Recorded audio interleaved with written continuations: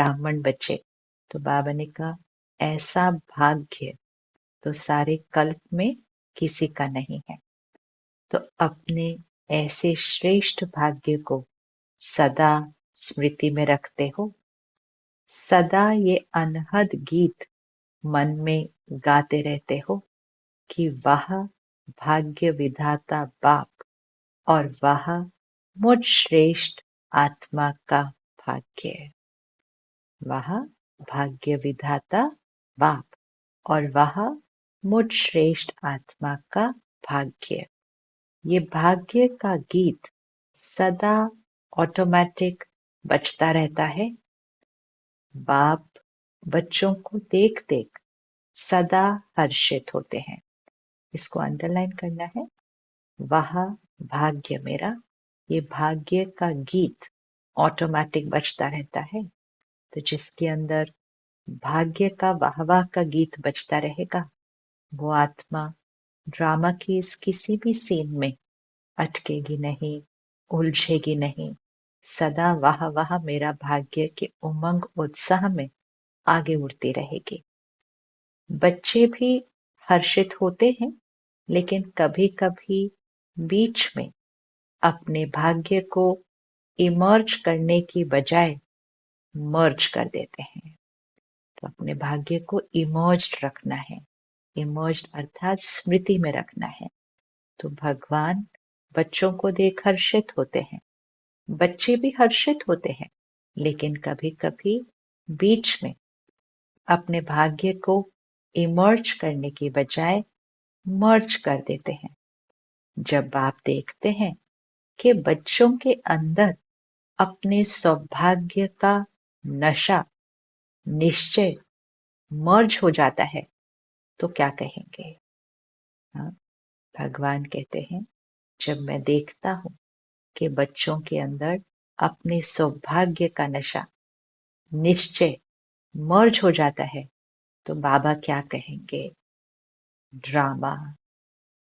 Drama कहकर बिंदी लगाते हैं।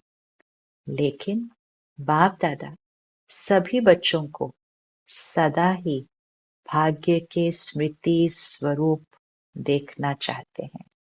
अंडरलाइन, कौन सा स्मृति स्वरूप? भाग्य के स्मृति स्वरूप। वह मुझ आत्मा का भाग्य कि एक ऐसे समय पर जहाँ सृष्टि की वाइब्रेशन बहुत बहुत बहुत नीचे जा रही है, आत्माओं की स्थिति जहाँ थी वहां से नीचे जा रही है, ऐसे समय पर मुझे परमात्मा का परिचय मिला। मेरे श्रेष्ठ कर्म कि मैंने परमात्मा को पहचाना, उनकी शिक्षाओं को, श्रीमत को स्वीकार किया, और मैं आत्मा उन पर एक्यूरेटली चलकर सिर्फ अपनी स्थिति को ऊपर नहीं उठा रही, लेकिन अपने संस्कारों से विश्व परिवर्तन के कार्य में, परमात्मा के कार्य में सहयोग दे रही हूँ।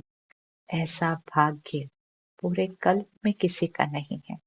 तो हमें अपने इस श्रेष्ठ भाग्य को इमर्ज रूप में रखना है। बाप दादा सभी बच्चों को सदा ही भाग्य के स्मृति स्वरूप देखना चाहते हैं। आप भी सभी चाहते यही हैं, लेकिन बीच में आ जाता है। हाँ, लेकिन शब्द बीच में आ जाता है। किसी से भी पूछो तो सब बच्चे यही लक्ष्य रख करके चल रहे हैं कि मुझे बाप समान बनना ही है। लक्ष्य बहुत अच्छा है। जब लक्ष्य श्रेष्ठ है, बहुत अच्छा है, फिर कभी इमर्ज रूप, कभी मर्ज रूप क्यों? लक्ष्य श्रेष्ठ है, फिर कभी इमर्ज रूप, कभी मर्ज रूप क्यों? कारण क्या है? बाप दादा से इतने अच्छे अच्छे वायदे भी करते हैं, रूरिहान भी करते हैं, फिर भी लक्ष्य और लक्षण में अंतर क्यों? इसको अंडरलाइन करना है। मैं आत्मा जानती हूं कि क्या सही है। मैं आत्मा भगवान सा वायदा भी करती हूँ, प्रतिज्ञा भी करती हूँ श्रेष्ठ लक्ष्य रखती हूँ, तो फिर भगवान मुझसे पूछते हैं कि जब ये सब करते हैं तो फिर लक्ष्य और लक्षण में अंतर क्यों?